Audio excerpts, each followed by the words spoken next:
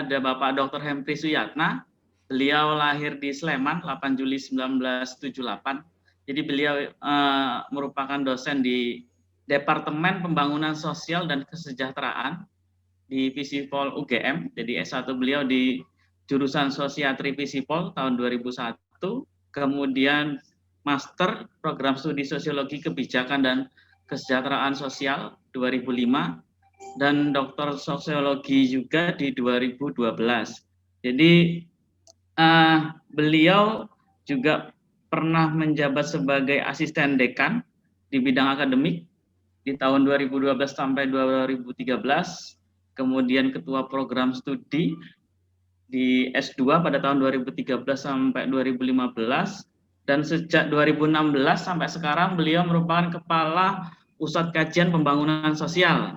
Nah, dan beberapa publikasi beliau cukup banyak ini, jadi teman-teman nanti bisa akses di Google Scholar ya Bapak ya.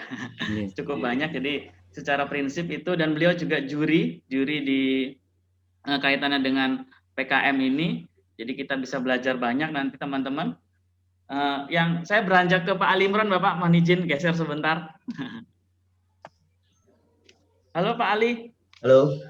Halo Pak. Halo Pak Ali. Halo Pak Ali. Gimana Pak Ali kabarnya? Alhamdulillah. Sehat-sehat. Di kampus apa di rumah ini? Di rumah. Oke, di rumah. Kayaknya lagi hobi baru kayak sih muni. Manuk ya. Manuk ya. Manuk sing bener tadi. Oke, mohon izin saya bacakan CV Pak Ali ya. Oke. Mungkin kita tidak asing dengan Pak Ali Imron ya, Pak Ali Imron SOS MA. Beliau kelahiran Surabaya 8 Agustus 1983. S1 beliau di Universitas Negeri Surabaya, Sosiologi, lulus 2006. Kemudian S2 beliau di Universitas Gadjah Mada, di Sosiologi juga ya Pak Ali ya, bidang ilmunya, lulus tahun 2011. Jadi beliau ini juga penelitiannya cukup banyak, pengabdian juga pernah menjadi juri, kemudian reviewer atau mitra bestari di berbagai jurnal yang ada di nasional. Kemudian beberapa beliau juga menerbitkan buku dan juga ada yang mendapatkan hak kekayaan intelektual. Nah, itu singkat CV pembicara kita hari ini. Untuk memulai saya akan mengantarkan teman-teman, mungkin ada beberapa teman-teman yang belum paham apa itu PKM. Secara prinsip PKM adalah program kreativitas mahasiswa, teman-teman.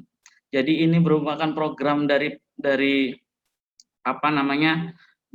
bidang kemahasiswaan ya, bidang kemahasiswaan yang bisa dibilang sangat kompetitif dan merupakan pestanya mahasiswa terbesar ya. Menurut saya pesta mahasiswa terbesar karena di semua bidang ilmu berkumpul di sana dalam yang wadahnya namanya PIMNAS. Jadi tidak semua orang bisa ke sana. Jadi prestasi besar. Mungkin kalau teman-teman hukum misalnya ikut lomba peradilan semu itu hanya lingkupnya hukum saja, mungkin nasional besar. Tapi kalau kita bicara soal PKM, teman-teman PKM ini sangat besar ya. Jadi ada cerita pengalaman menarik juga. Jadi teman saya, mungkin di sini ada teman-teman dari Purwokerto di daerah Karawangkal, itu ada salah satu tempat makan besar. Itu buah karya dari teman-teman PKM anak ekonomi ya, anak ekonomi. Jadi bagaimana mereka memikirkan supaya PKM itu tidak hanya sekadar tulisan hitam di atas putih, tapi setelah itu bisa mengubah hidup hajat orang banyak gitu loh. Nah, ini yang saya tangkap dari apa itu sebenarnya PKM yang diinginkan oleh pemangku kebijakan. Mungkin nanti detailnya bisa kita ulik dengan pembicara kita ini, apa tips dan triknya, mungkin ada pola yang bisa kita dapatkan agar menjadi pemenang. Itu bisa kita dapatkan mudah-mudahan di pagi hari ini. Mungkin itu pengantar dari saya. Untuk pertama saya beri kesempatan kepada Bapak Hempri. Bapak, halo. Siap Pak. Siap Mas. Lebih kurang 1 jam. Ya Pak, lebih kurang ini Pak, bukan kurang lebih ya. Lebih kurang. Oke. Pokoknya kita harus nyolong ilmunya Pak Hempri ini, biar ada yang lolos lagi Bapak. Amin. Oke. Monggo Bapak, waktu dan tempat saya persilakan. Terima kasih Mas Oke. Hesron ya. Mungkin makasih juga Pak Arinto, Ketua Jurusan di Jurusan Hukum ya, Fakultas Ilmu Sosial dan Hukum di UNESA. Kemudian juga Mas Ali Imron nih, sahabat saya ya. Sugeng Dan Pak. juga Mbak Ayu dan juga Bapak Ibu dosen serta teman-teman mahasiswa semua nih. Kalau lihat Mas Hesron dari layar ini kayak Roy Suryo ya, mirip wajahnya. Penipuan kamera ini Pak, tipu kamera, tipuan kamera. Oke, jadi saya akan mudah-mudahan nanti nggak tabrakan dengan Mas Ali ya, tapi saya akan menyampaikan beberapa hal mungkin terkait dengan tadi PKM ya, paling enggak ini kalau slide saya itu kemarin 120-an 130 hampir 140 halaman, tapi mungkin nggak akan saya baca semuanya. Kemudian sudah saya sampaikan ke Mbak Ayu, mungkin coba saya bentar belum. Saya bisa share ya ini ya dari sini ya? Bisa Bapak. Ya Mbak ya. Oke, sebentar. Oke. Barangkali dijadikan co-host ya. Gimana Pak? Saya sampun izinkan Pak. Oh sampun nih. Sampun. Bentar, saya. Kalau mau dibantu dari sini boleh Pak. Kami sudah Mbak. Ini pun. Oh ya. Ya, Oke. Sudah Bapak. Oke. Makasih. Jadi beberapa hal yang mungkin saya sampaikan ya, memang tapi memang pertama saya sampaikan bahwa panduan PKM untuk tahun 2021 itu belum ada ya. Jadi karena memang masih fokus untuk persiapan timnas ya, yang rencana mungkin di minggu ke-4 November ya, mungkin UGM yang akan jadi tuan rumah meskipun acaranya daring ya acaranya daring ya. Jadi memang sehingga ini yang saya sampaikan sebenarnya lebih pasnya reviewer ya, karena saya juri di yang tahun kemarin nggak juri ya, jadi tahun ini nggak tahu, nanti kan perusahaan Belmawa ya, jadi 3 tahun dulu pernah jadi juri juga. Nah saya kira akan saya sampaikan beberapa hal terkait dengan apa itu program kreativitas mahasiswa. Tadi Mas Hesron di awal sudah menyampaikan terkait dengan PKM adalah ajang salah satu event bergengsi lah di universitas di nasional, yang saya kira setiap tahun sekali. Biasanya memang pelaksanaan timnas kan bulan-bulan finalnya kan kira-kira sekitar bulan Agustus ya, tapi karena memang kondisi pandemi di tahun ini memang pelaksanaan timnas bergeser di bulan November, karena kemarin waktu pelaksanaannya juga bergeser karena sempat agak tertunda karena ada kemungkinan ditiadakan, tapi kemarin akhirnya bisa diadakan, dan tentunya ini menjadi penting untuk kita diskusikan paling enggak persiapan timnas untuk tahun 2021. Dan tadi saya katakan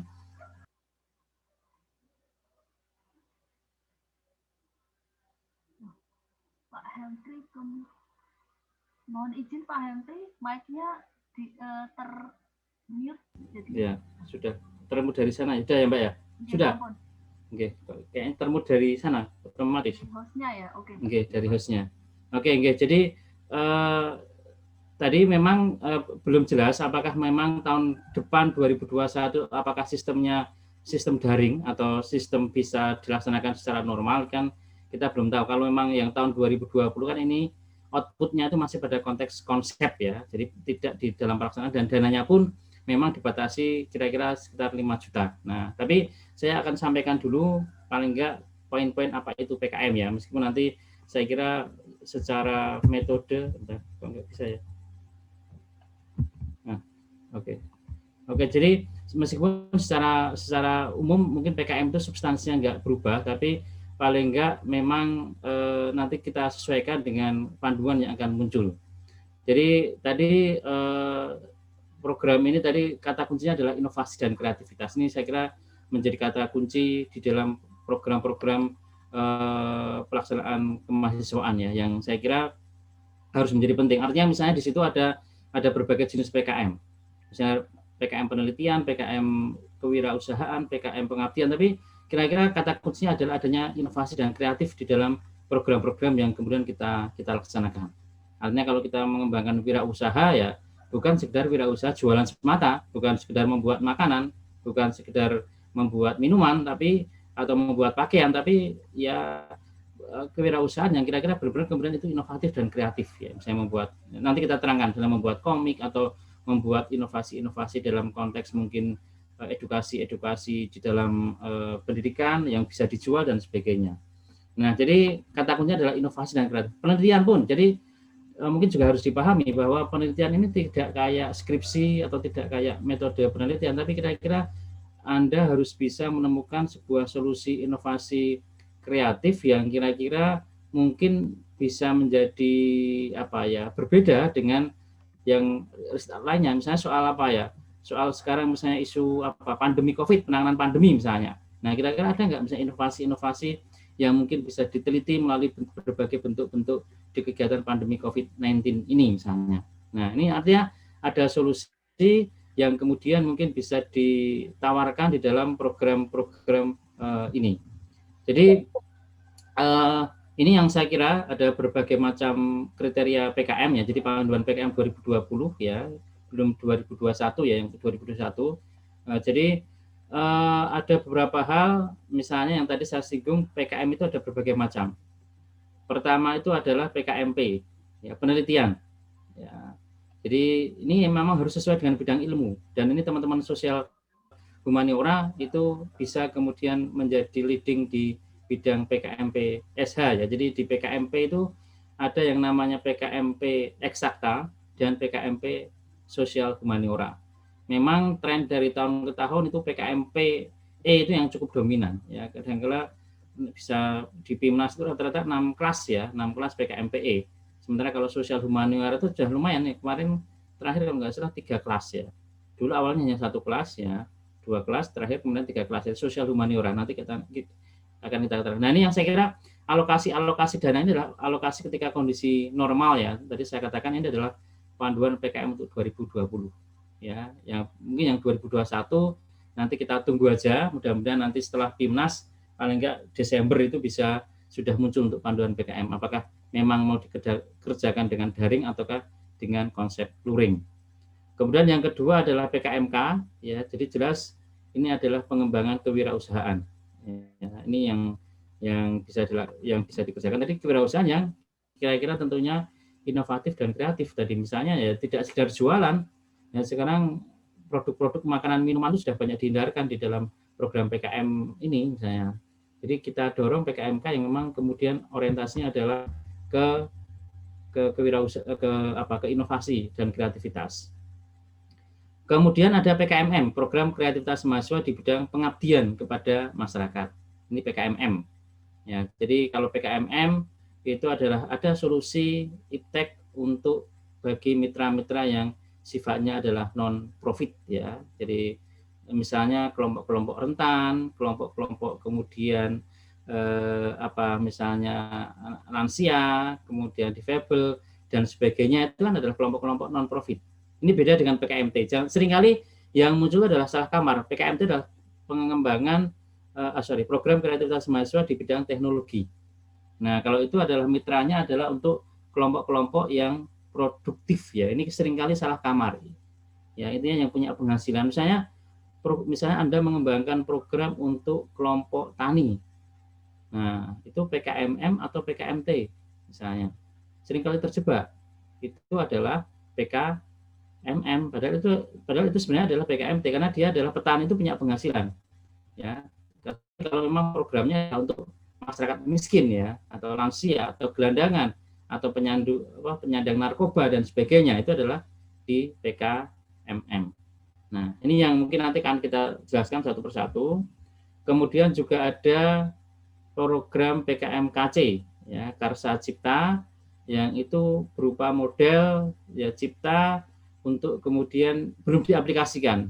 Ya, misalnya kira-kira Anda menemukan misalnya alat untuk misalnya COVID tapi belum pernah diuji cobakan misalnya. Kemana sih alat untuk kemudian misalnya deteksi cepat terkait dengan COVID misalnya, tapi itu belum pernah dipraktekkan. Nah, sehingga ini bisa menjadi PKM Karsa Cipta. Kemudian juga ada PKM AI, ya artikel ilmiah, ya ini yang tadi disinggung. Jadi artikel ilmiah itu lebih pada konteks bagaimana kita menyusun, ya kayak Anda membuat artikel jurnal dan sebagainya.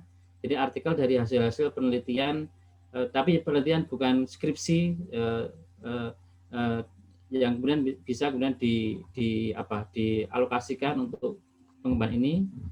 Kemudian juga ada PKM-GT, gagasan tertulis. Ya, biasanya kalau PKM-GT itu adalah karyanya futuristik, ya 15 tahun, 20 tahun ke depan kira-kira seperti apa. Oh, misalnya tahun 2020 itu Surabaya misalnya itu sudah sangat padat penduduknya, tidak benar-benar tidak ada lahan kosong misalnya. Kira-kira solusi apa yang kemudian ditawarkan di dalam konteks PKM-GT ini? Atau solusi, atau misalnya 20 tahun ke depan misalnya Surabaya itu akan terjadi banyak banjir karena tadi kepadatan penduduk dan sebagainya. Nah, kira-kira solusinya seperti apa? Kemudian juga ada PKM GFK ya, gagasan futuristik konstruktif. Nah, kalau ini adalah bentuknya video yang diunggah di YouTube dan kemudian terkait dengan isu-isu sustainable development goals dan isu-isu nasional yang misalnya narkoba, kemiskinan dan sebagainya. Isu SDGs ada 17 butir SDGs yang nanti kita lihat satu persatu. Nah, ini saya kira ada 8 poin ya sebenarnya yang kita yang ada di dalam PKM. Di antaranya 5 program itu adalah merupakan program didanai, artinya PKM 5 bidang. Kemudian juga ada PKM GT, kalau PKM GT lebih banyak bersifat tertulis tadi, gagasan tertulis. PKM GFK juga sebenarnya adalah video, ya. Dan satu lagi adalah PKM AI, artikel ilmiah. Jadi ada 8 sebenarnya, tapi yang 5 itu dilaksanakan. Dan biasanya memang yang 5 itu kan dananya lebih besar ya dibandingkan dengan yang PKM GFK, GT maupun kemudian juga yang satu lagi. Nah, kalau ini adalah yang kemarin ya ini, maaf. Jadi ini adalah panduan PKM yang tahun kemarin, ya bukan tahun kemarin, tahun ini ya, tahun ini. Ya, jadi yang sudah memasuki akhir bulan ini kira-kira nanti akan diumumkan finalisnya ya untuk lolos ke PIMNAS ya di akhir bulan ini karena tanggal 26 masih batas akhir pengumpulan ya. Dan nanti akhir bulan ini ya sambil liburan panjang kita tunggu hasilnya untuk lolos ke PKM ya, ke PIMNAS ya. Jadi ini kalau ini adalah kemarin. Jadi ini adalah memang tidak, yang tahun ini adalah hanya bersifat konsep, ya hanya produknya adalah artikel ilmiah dan laporan akhir untuk PKMP. Kemudian juga ada kalau yang PKMT adalah ada buku pedoman, video dan juga laporan akhir. PKMK adalah video dan PKMKC juga adalah video. Ini yang produk tahun ini. Nah, kita tunggu yang 2021. Ini yang saya kira alur kegiatannya ya kalau tadi. Ya, kalau 7 bidang itu muaranya adalah PIMNAS ya. Yang PKMPE dan PSH, K, MM, GT, T, KC dan GFK, sementara PKMAI itu adalah e-jurnal atau jurnal ilmiah terakreditasi. Nah, ini secara logika dan memang klaster ya, nggak tahu mungkin yang UNESA itu klaster berapa ya. Jadi ini jumlah, kalau mudah-mudahan nggak berubah nih yang klaster tahun kemarin. Jadi kalau ranking klaster itu adalah ranking perguruan tinggi ya yang ada di Dikti. Kalau ranking 1 itu bisa mengajukan maksimal 700 ya judul, kalau AI 75, GT 75 dan juga PKM GFK itu 100 ya dan seterusnya ya. Ini saya nggak akan sampaikan secara detail ya. Saya kira ini adalah kebijakan di universitas masing-masing dan harapannya memang harus ada seleksi internal yang ada di lingkup di universitasnya masing-masing. Sehingga sebelum dikirim ke Dikti itu ya semuanya memang sudah clear, terutama memang soal ya hal-hal yang sangat administratif ya. Itu kadang-kadang di tahun ini pun juga masih banyak kita temukan berbagai hal yang ternyata masih banyak yang nilainya 0 ya karena memang banyak salah administratif di tahapan-tahapan awal ini. Nah, ini saya kira tadi ketentuan pengusul sudah saya tadi dipaparkan di depan tadi. Ini nanti bisa dilihat di buku panduan PKM. Intinya bisa 6 orang ya tadi untuk PKM dan PKMM dan PKMT, tapi ini nanti dicek kembali dan beberapa hal yang memang harus diperlukan. Ini ada alurnya yang artinya ada seleksi internal di perguruan tinggi yang harapannya nanti bisa kemudian diunggah di Belmawa dan sebagainya. Nah, kemudian ini yang kemarin ya, tahapan yang kemarin. Ini saya lewati. Nah, kemudian saya kira ada berbagai jalan untuk kemudian kita menuju ke Pekan Ilmiah Mahasiswa Nasional, saya kira yang tahap pertama itu adalah des evaluasi ya. Jadi ada ya tentunya yang dinilai adalah ya harapannya sih tadi format administrasi itu sudah clear di level universitas, tapi yang seringkali terjadi masih banyak ini ternyata juga harus apa ya di tahap des evaluasi ini ternyata masih banyak yang lolos ya, dan bukti kemitraan juga berbasis administratif dan soal kreativitas. Jadi kalau tahun 2 tahun ini tahapannya hanya ada 2, jadi tahap des evaluasi itu adalah melihat, karena harapannya sebelum ini di fakultas atau di universitas sudah di screening terlebih dahulu.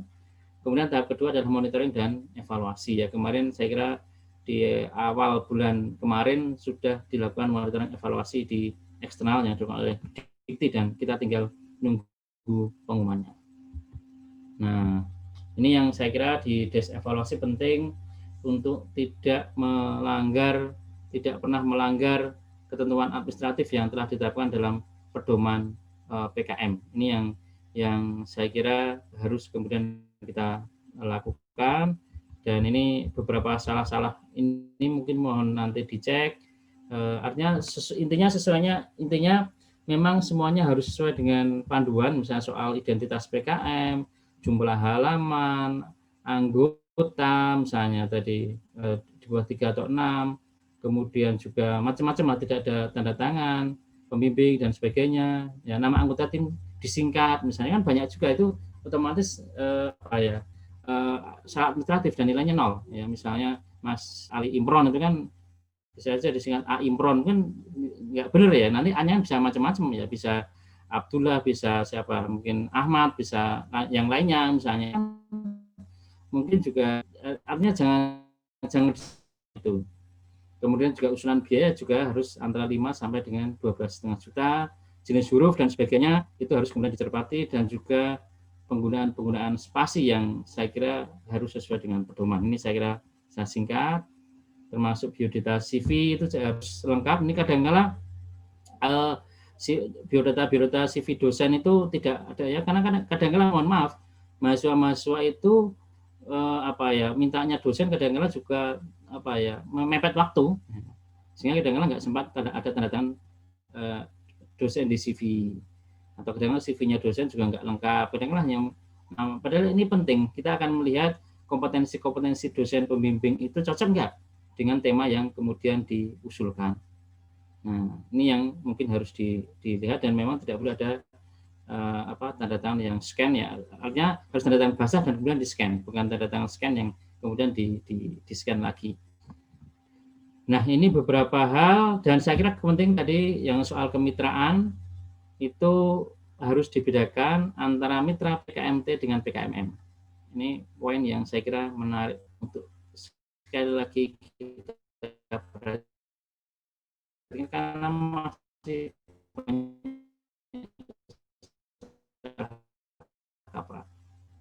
orang tahunya misalnya tadi kelompok nelayan masih masuk di PKMM ya, padahal itu merupakan kelompok-kelompok yang produktif yang seharusnya masuk di PKMT ya. Jadi yang PKMM itu ini adalah masyarakat miskin, anak-anak sekolah, lansia, ini yang nggak produktif, nggak berpenghasilan lah kira-kira.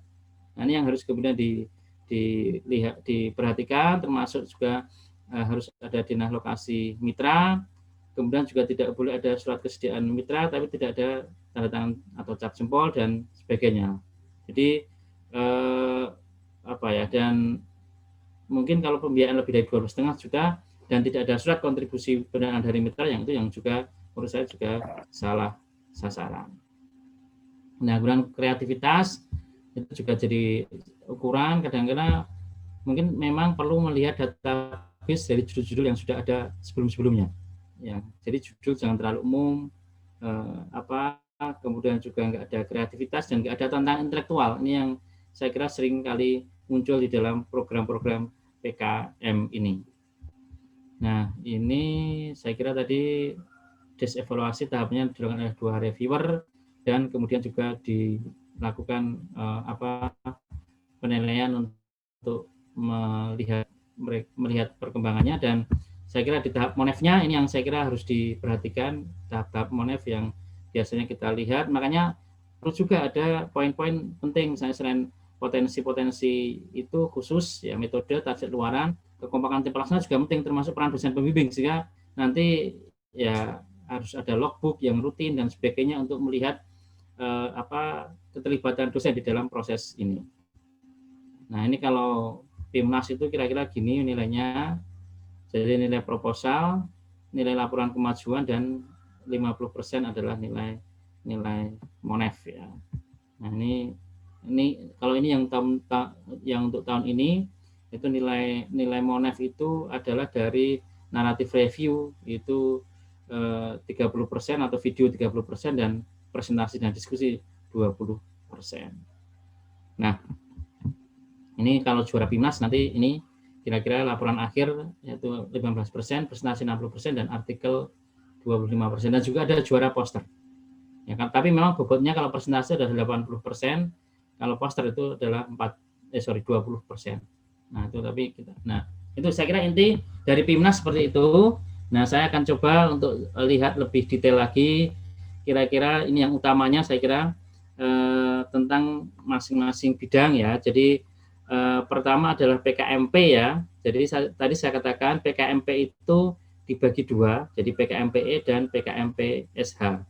Dan memang harapannya tadi yang saya katakan di awal, penelitian ini berbeda dengan penelitian yang sifatnya hanya sekedar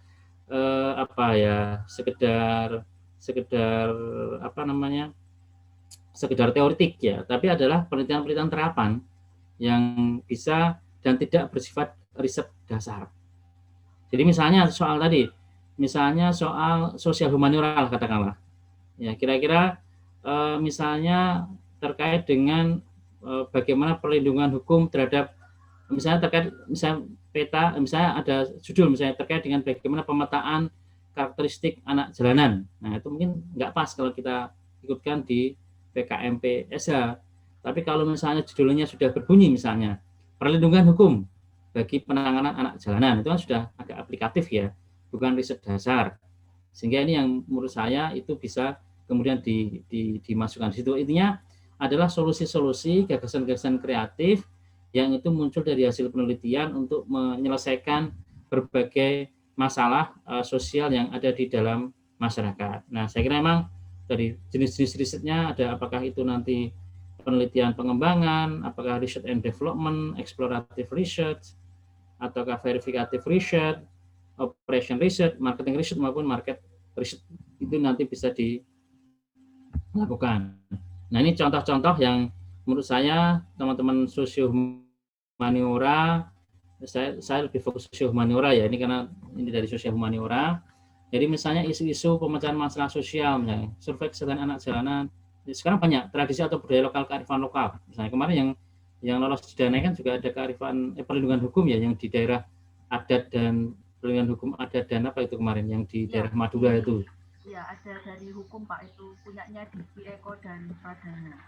Iya, itu kan contoh bagaimana ya, model-model kayak gitu itu bisa didorong ya. Misalnya saya kira juga soal kearifan lokal misalnya ya, mungkin saya kira di Jawa Timur saya kira banyak potensi-potensi yang mungkin bisa kemudian didorong untuk kemudian melakukan riset-riset terkait dengan kearifan lokal yang ada di masyarakat. Nah, ini contoh sistematika proposal, mungkin jadi ada tinjauan pustaka dan metode penelitian tuh, nanti bisa dicek ya, saya sekilas saja yang ini. Nah, jadi ini yang sering kali muncul ya di dalam problem PKMP-SH tadi, mungkin ya hampir mirip sebenarnya, misalnya problematisasi masalah nggak muncul ya, kadang-kala langsung ya munculnya masalah itu nggak didasarkan atas mungkin isu-isu sosial yang mungkin aktual atau apa misalnya. Nah, ini yang mungkin bisa, makanya mendorong isu-isu aktual itu penting untuk kita lihat kira-kira apa yang mungkin bisa kita tembak. Sekarang misalnya penanganan pandemi misalnya, isu-isu misalnya undang kerja misalnya, itu kan teman-teman hukum saya kira sangat punya potensi untuk itu. Isu-isu bagaimana mungkin ya mungkin tadi penanganan pandemi dalam konteks mungkin isu perlindungan hukumnya misalnya, ya kemudian misalnya banyak program salah sasaran, banyak apa mungkin kalau mungkin nanti bisa gabung dengan teman-temannya Pak Ali Imran di sosiologi, mungkin bisa juga misalnya bagaimana sih misalnya model-model modal sosial yang tumbuh di era pandemi itu kan juga mungkin bisa banyak yang dimunculkan kearifan-kearifan lokal di dalam penanganan pandemi. Nah ini yang saya kira mungkin nanti bisa dimunculkan sehingga intinya dorong topik-topik yang memang aktual dan kemudian topik yang kemudian orisinil dan didukung dengan data-data yang kuat untuk mendukung itu, dan data-datanya juga harus update. Ini yang menurut saya banyak sekarang isu-isu sosial yang menarik lah untuk kemudian kita kaitkan. Saya kira isu pandemi itu juga berbagai macam perspektif itu saya kira bisa dilakukan ya, dari perspektif sosial, perspektif hukum, perspektif mungkin dimensi kesejahteraan misalnya, itu kan banyak yang muncul di era pandemi, termasuk bagaimana solusi-solusi pemberdayaan di era pandemi dan sebagainya, kearifan lokal yang muncul di pandemi. Mungkin konteks Surabaya saya kira juga menjadi sangat kompleks dan juga menjadi menarik untuk kemudian kita lihat ya, karena Surabaya juga dulu salah satu daerah yang zona merah, meskipun sekarang sudah disalib Jakarta lagi. Nah ini yang saya kira contoh-contoh yang mungkin kecenderungan tema-tema PKM PSH yang saya kira muncul dan bisa menjadi ide-ide Anda, ya bisa metode pembelajaran misalnya. Itu kan biasanya kalau teman-teman yang di pendidikan ya, itu banyak ambil tema-tema itu. Peta-peta potensi indikasi geografis dan fakultas hukum itu banyak yang ambil itu, misalnya potensi-potensi terkait dengan indikasi geografis dan sebagainya. Jadi eksplorasi nilai-nilai filosofis atau tradisi atau budaya tadi mungkin kaitannya dengan hukum ya, sudah tadi Bu Ayu udah juga bisa menjelaskan isu-isu pedesaan dan perkotaan. Mungkin ini isu-isu pedesaan banyak juga, isu-isu misalnya sekarang badan usaha milik desa, isu-isu ekonomi lokal dan sebagainya di perkotaan saya kira juga menjadi marak. Misalnya sekarang bagaimana strategi survival misalnya pelaku-pelaku UKM di dalam rangka bertahan di era pandemi dan sebagainya, itu kan beberapa hal yang mungkin bisa dilakukan, atau mungkin bagaimana daya ketahanan hidup mereka yang ada di era pandemi ini kan mungkin bisa kita lihat di situ. Juga ada isu-isu masalah sosial ya, anak jalanan, merokok, ya stres ya dan sebagainya, itu bisa kita lihat di situ, dan berbagai masalah sosial lainnya yang kira-kira muncul. Misalnya masalah-masalah sosial di era pandemi ada nggak muncul misalnya munculnya meningkatnya kriminalitas atau apalah kira-kira yang bisa dijadikan sebagai dasar ini. Kemudian dari sisi dimensi sejarah atau historisnya ya, itu bisa kemudian kita lihat dari sejarah misalnya Surabaya. Saya kira Jawa Timur kan punya potensi sejarah yang cukup tinggi ya. Kalau dulu kan malah seringkali mohon maaf, mahasiswa UGM itu kadang-kadang malah melakukan ekspansi banyak riset-risetnya di Jawa Timur misalnya di kearifan lokal di Gunung Tengger, kemudian juga misalnya petilasan di Majapahit atau Trowulan dan sebagainya, itu justru anak-anak UGM. Nah ini anak-anak UNESA saya kira ini seharusnya lebih paham dengan konteks situasi dan situasi di situ. Jadi sejarah yang mungkin dikaitkan dengan konteks sekarang, kemudian juga konteks pengembangan wisata dan sebagainya, dan juga isu-isu bahasa yang muncul. Nah, saya kira teori, saya kira nggak akan banyak. Benar, artinya penting referensi-referensi teoritik yang aktual, yang kemudian bisa kemudian mendukung dari hasil-hasil riset yang dilakukan. Dan intinya teori itu adalah bagaimana kemudian kita menggunakan teori untuk mengkerangkai isu yang akan kita buat. Jadi bukan sekedar kemudian ya deretan-deretan konsep ya, tapi kira-kira deretan-deretan teori yang bisa menjadi sebuah kerangka untuk analisis program ini. Nah, saya kira metode kita lewati aja, nanti mungkin di sesi beberapa hal yang kalau ada pertanyaan lah. Yang intinya metode itu harus kemudian jelas ya, dan sesuai dengan permasalahan yang dikaji, dan juga ini pemahaman metode penelitian ya. Mungkin ya kalau ini ya misalnya teman-teman sosial humaniora itu kadang-kala meneliti fenomenologi, tapi jelas fenomenologi itu susah ya, atau grounded. Padahal mungkin sebenarnya metode-metode ini agak susah juga, apalagi di era kalau dalam konteks kondisi pandemi ini kan juga susah mengembangkan metode-metode yang kayak gini ya. Mungkin nanti kita lihat seperti apa. Kemudian sampel informannya tidak jelas ya. Kemudian anggaran nanti sama, saya kira nanti saya juga nggak akan ulang.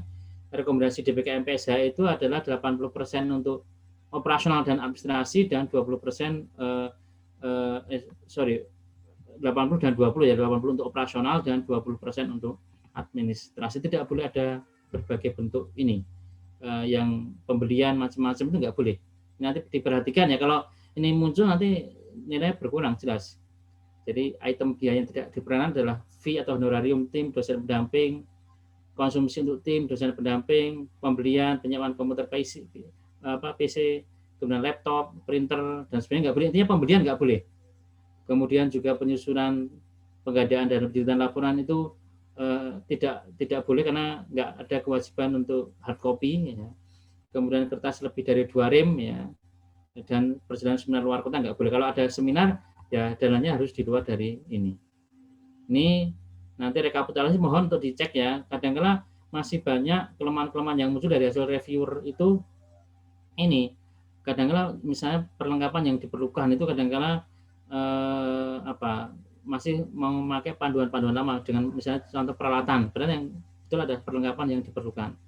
Biasanya masih perlu peralatan penunjang. Padahal yang benar adalah perlengkapan yang diperlukan.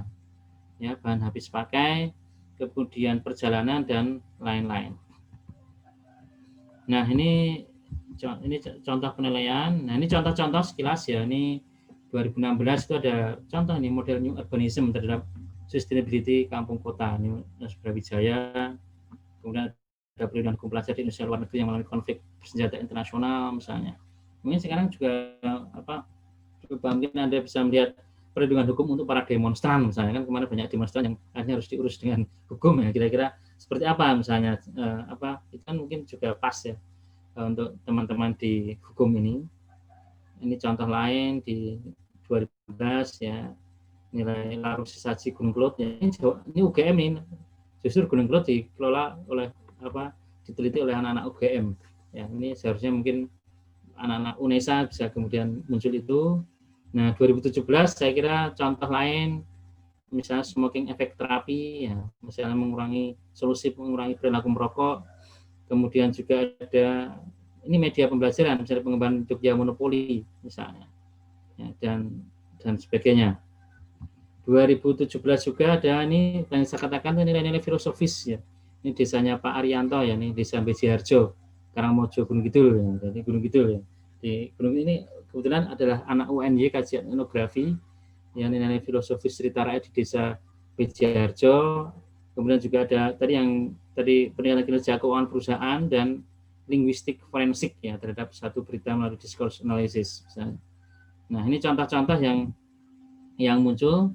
Bulan 2018 itu juga kita bahas Sarjang yang pergeseran. Kalau nggak salah dulu di UNESA juga ada yang lolos ini ya, yang pertarungan di kaum Madura itu kan kalau nggak salah 2018 ya, yang dimenya Pak Ali Imran kalau nggak salah ya, yang juara favorit presentasi. Juara favorit ya dulu ya. Favorit 2018 ya, kan enggak? Ya di kelas 2. PKMPS 2. Ya itu di 2018 ya Pak Ali ya. Dulu ya. 18 di UNY. Oh iya, ini 2018 ini ya. Nah ini ya kalah dengan ini kayaknya. Jadi pengembangan media komunikasi konselorku dan sebagainya lah. Nah, etol CAT ya, IPB dan sebagainya. Jadi PKMPS 2.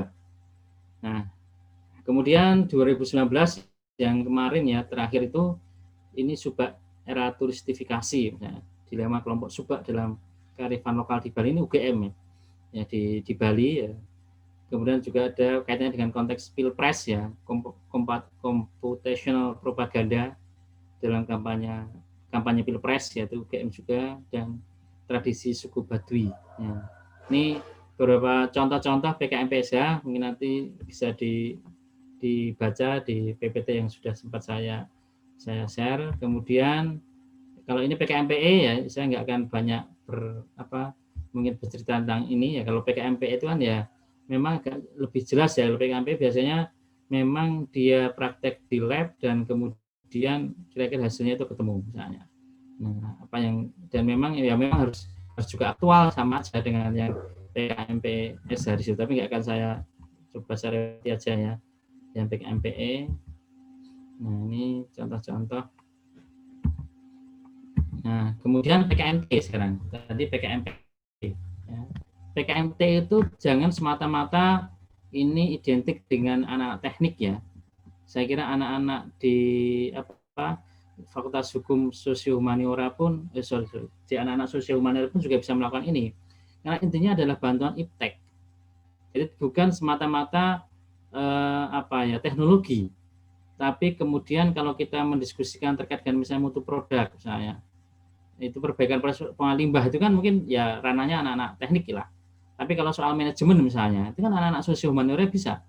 Mungkin membuat, tapi bukan manajemen yang sederhana ya. Misalnya kalau judulnya adalah pelatihan manajemen pemasaran, itu kan juga mungkin terlalu umum, tapi kira-kira apa yang mungkin jadi unik ya untuk misalnya PKMT ini, misalnya dengan sistem apa ya mungkin sistem-sistem tertentu yang kemudian menjadi unik untuk mengembangkan pasar atau pembukuan dan sebagainya bagi pelaku-pelaku industri kecil menengah, pedagang kecil, koperasi dan sebagainya lah. Nah, ini yang mungkin anak-anak non teknik pun bisa melakukan itu.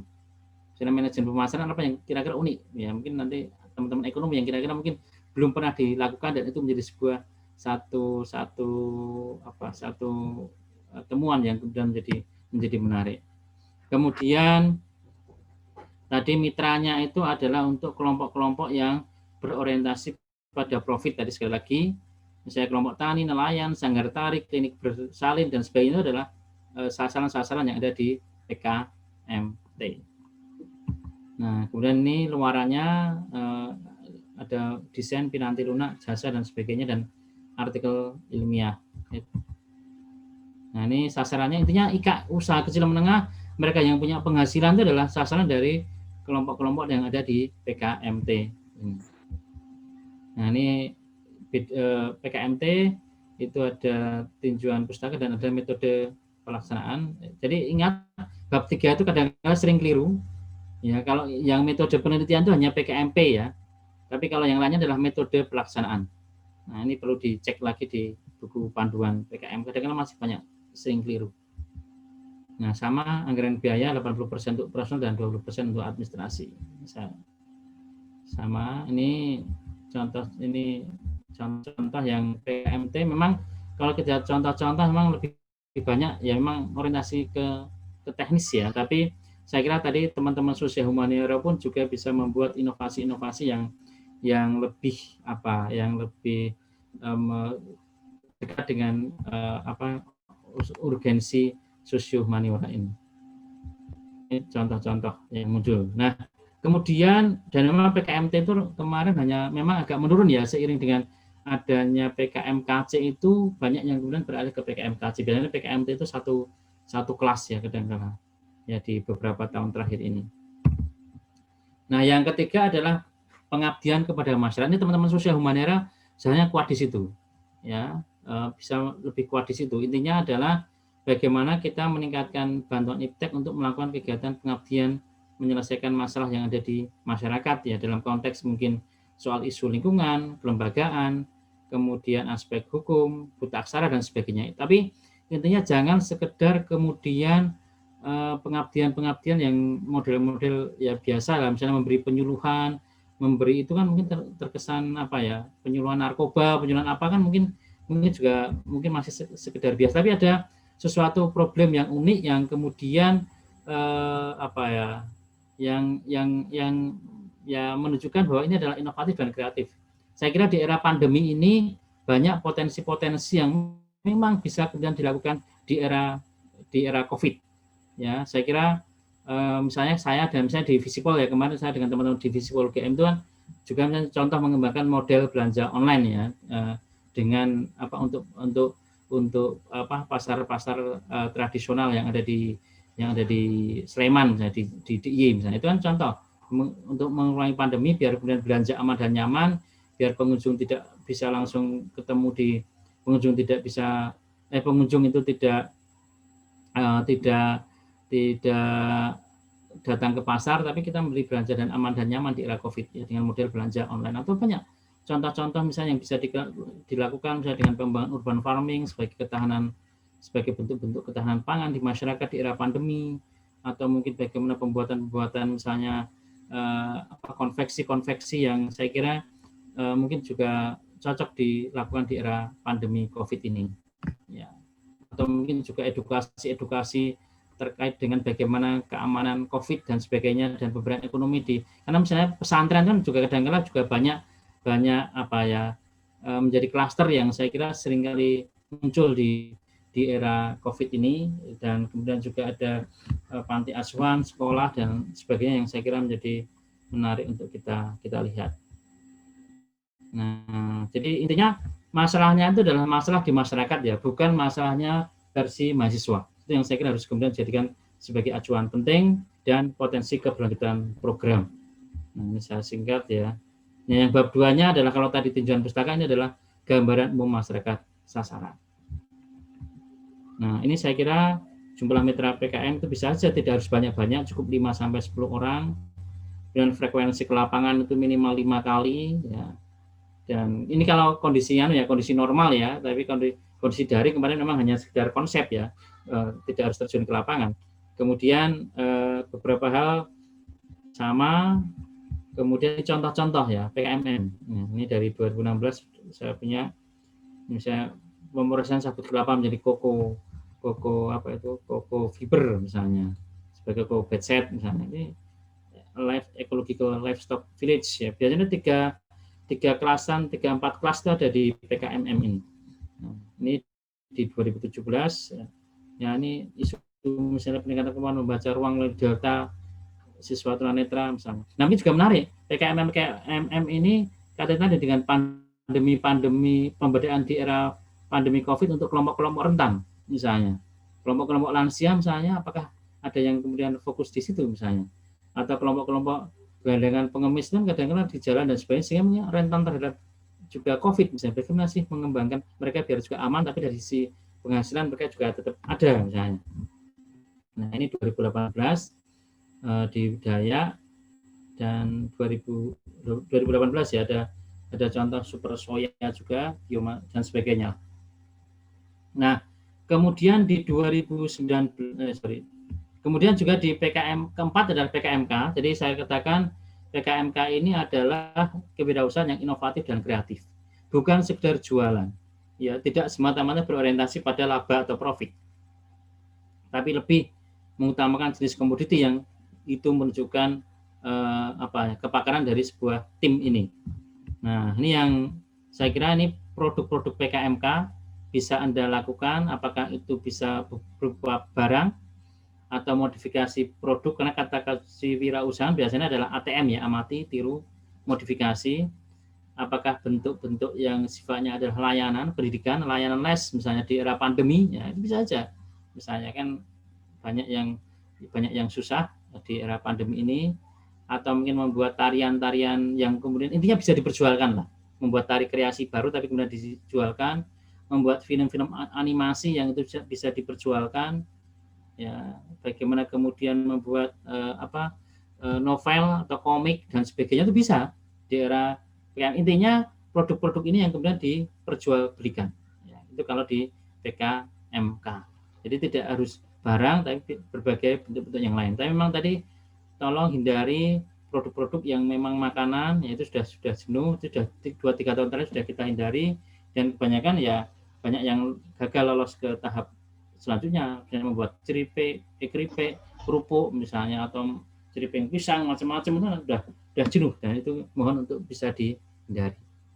Nah, ini kalau bab 2-nya adalah gambaran umum rencana usaha. Nah, kemudian ini contoh-contoh dulu PKMK ya, dari kewirausahaan produk makanan tadi ada, mungkin saya singkat. Nah, ini contoh-contoh ya PKMK itu kan sudah ya ke konsep-konsep yang sifatnya adalah industri kreatif ya, misalnya ngebuat.com misalnya, website penyedia instruksi dan penjual perkakas dan sebagainya. Kemudian ada penutup kompres mata, anti kantong panda dan sebagainya. Dan ini ada mainan kreatif ya sebagai media pengenalan programming dan sebagainya. kemudian juga ada bisnis kreatif propolis lebah kelanceng, ya, ini bisa dikembangkan. Ada pomade propolis ya, kemudian ada ini Kombava kompres gel kompres ya, sebagai solusi produk panas demam pada anak.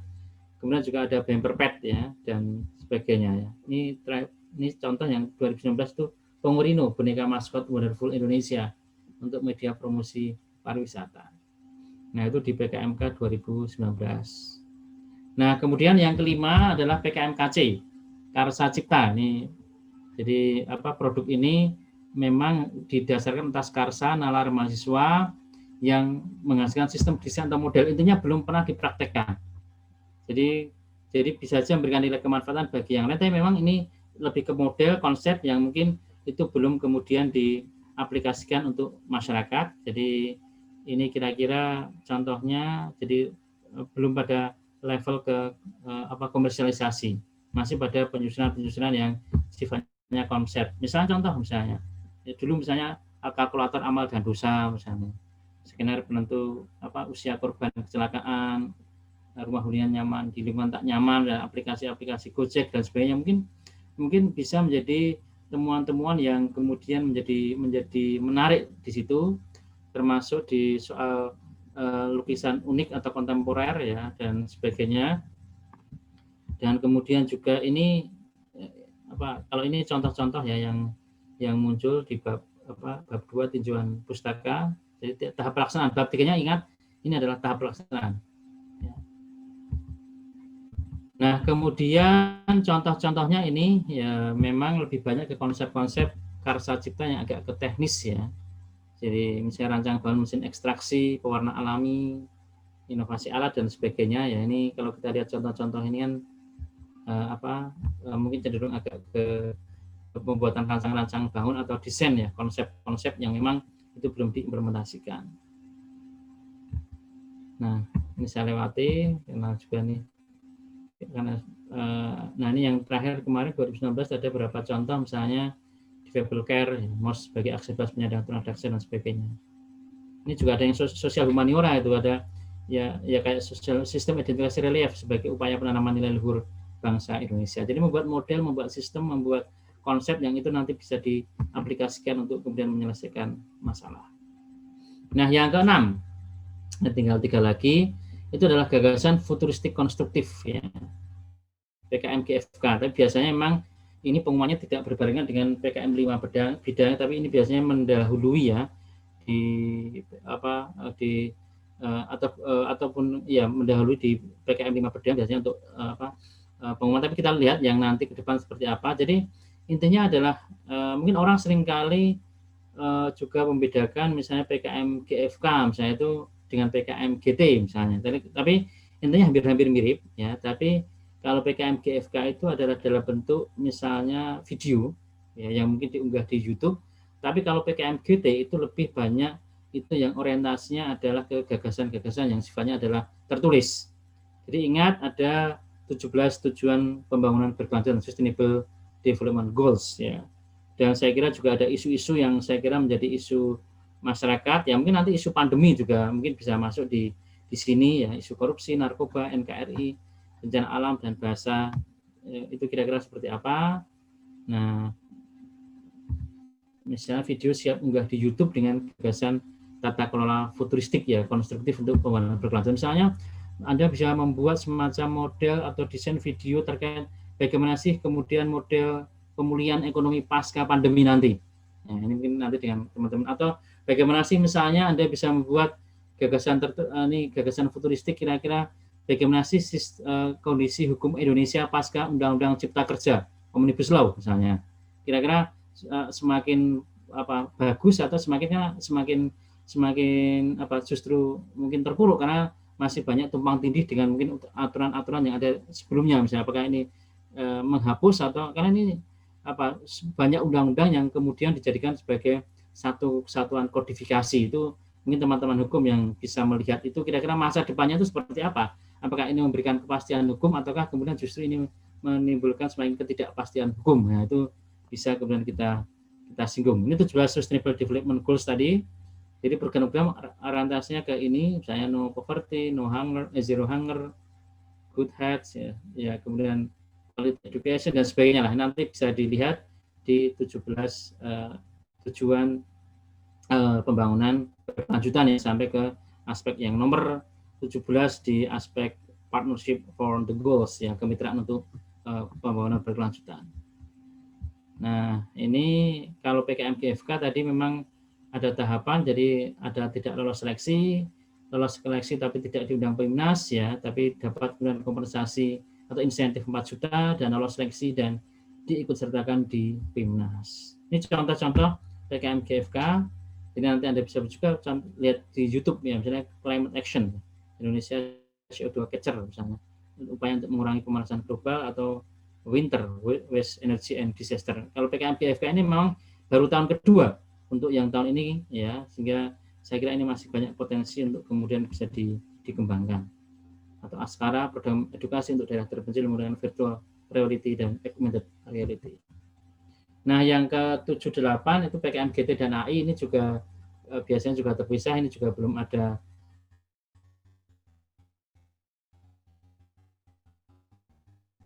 pengumuman.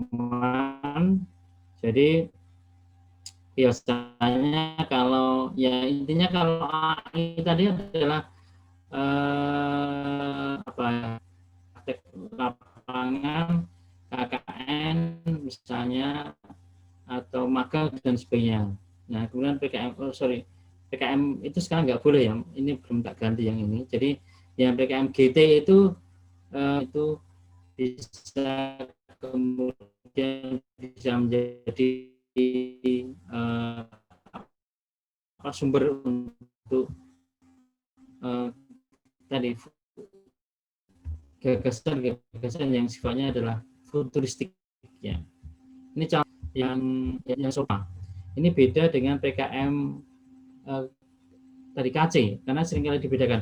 Kalau PKM KC itu intinya ide Anda bisa dikerjakan dalam waktu 5-6 bulan. Tapi kalau PKM GT itu kira-kira ya idenya ini adalah ide-ide futuristik 15 atau 20 tahun mendatang itu baru kemudian itu bisa dilakukan ya. Jadi gagasan masih sangat sulit direalisasikan dalam waktu dekat, tapi sangat mungkin diterapkan dalam masa yang akan datang melalui berbagai bentuk-bentuk kebijakan yang ada di daerah.